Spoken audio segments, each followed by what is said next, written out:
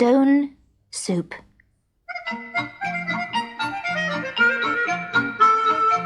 The poor tramp was very, very hungry. I've been walking through these woods for days and I haven't eaten a thing, he said to himself as he came to a little cottage in the clearing. Whoever lives here is bound to give me something to eat. But the tramp had chosen the worst possible place to ask for food. This was the cottage of Miss Parsimony, the meanest woman in the whole forest. Her larder was always full, but her dishes were always empty. She never invited people home to tea, and she never ate any of the good things that grew in her garden. "You'll have to save," she used to say. "You'll never know when friends are going to call." But to tell the truth, Miss Parsimony was so mean that she had no friends at all. Knock, knock, knock. The tramp rapped on the kitchen door. "Who are you? What do you want?" shouted Miss Parsimony. "Something for nothing, I suppose. Everybody wants something for nothing these days." Behind her shoulder, the tramp could see strings of onions hanging on the kitchen wall, and on the shelves row upon row of tins, bottles and jars. His mouth watered. "Go away!" the old woman shouted. "You'll get nothing from me. I've nothing to spare." The tramp could not help noticing how very thin and pale the face was, watching him through the crack in the door. Miss Parsimony looked in need of a good meal too. "Time for the stone soup trick," he said to himself. "I was only going to ask for some water, dear lady," he said, smiling. "I was about to cook myself a pot of delicious stone soup." The crack in the door widened. "Did you say stone soup?" "Yes," said the tramp. "I've got the magic stone. I only need some water." "Wait there," she snapped, and a moment later she came back with a pot of water. "How kind," said the tramp. "Won't you join me? I don't want to boast, but they do say my stone soup's the best in the world." "Never heard of it," said the woman as he unpacked an old tin and began to make a small fire outside the garden gate. Miss Parsimony went indoors again, but she watched him from behind the curtains. The tramp picked up a big stone and put it into the pan of water. Then he sat back and watched it boil. Suddenly, the kitchen door opened and Miss Parsimony came and peered over the wall.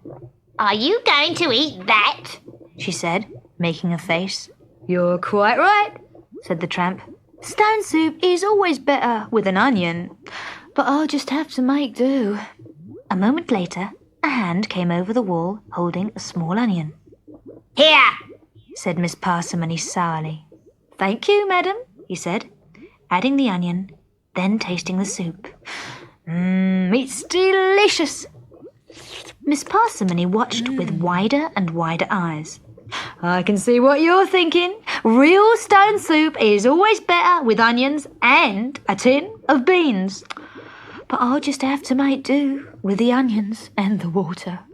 "I might just have some beans," said Miss Parsimony, and she fetched a tin from the kitchen shelf. "I can't possibly accept this," said the tramp, emptying the beans into the water, "unless you agree to share the soup with me." Miss Parsimony scowled down at the bubbling soup and wrinkled up her nose. I know what you're thinking," said the tramp. "You ladies always like lots of mushrooms as well as onions and beans in your stone soup. But I suppose we'll just have to make do." "I've got some mushrooms," exclaimed Miss Parsimony, and she rushed round to the back of the house to pick some, and into the pot they went. "Oh, of course, it's a funny colour," apologised the tramp. It's the beef that gives stone soup its wonderful colour, as well as the onion, beans and mushrooms." "Beef? Beef?" exclaimed Miss Parsimony, by now quite carried away with the thought of eating real stone soup. So she fetched a tin of beef stew from the cupboard and added it to the soup. The tramp tasted it again.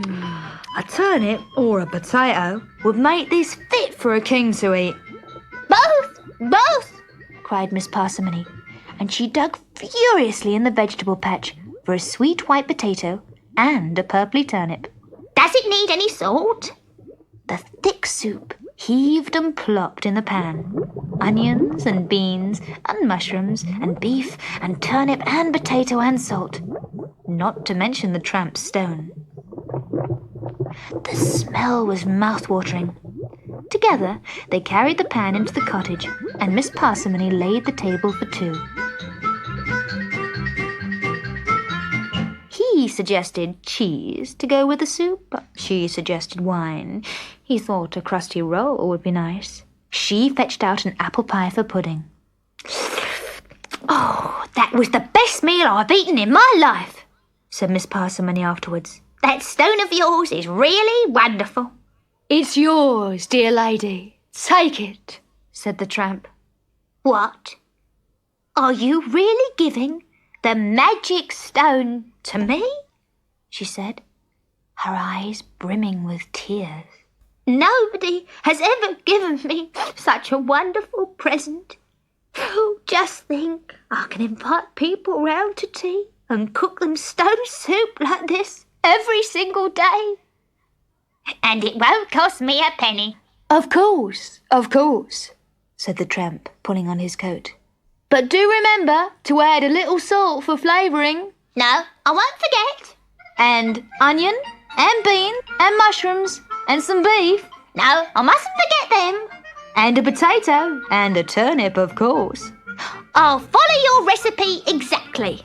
I do find people like their stone soup best with a few little extras, said the tramp, waving goodbye from the gate.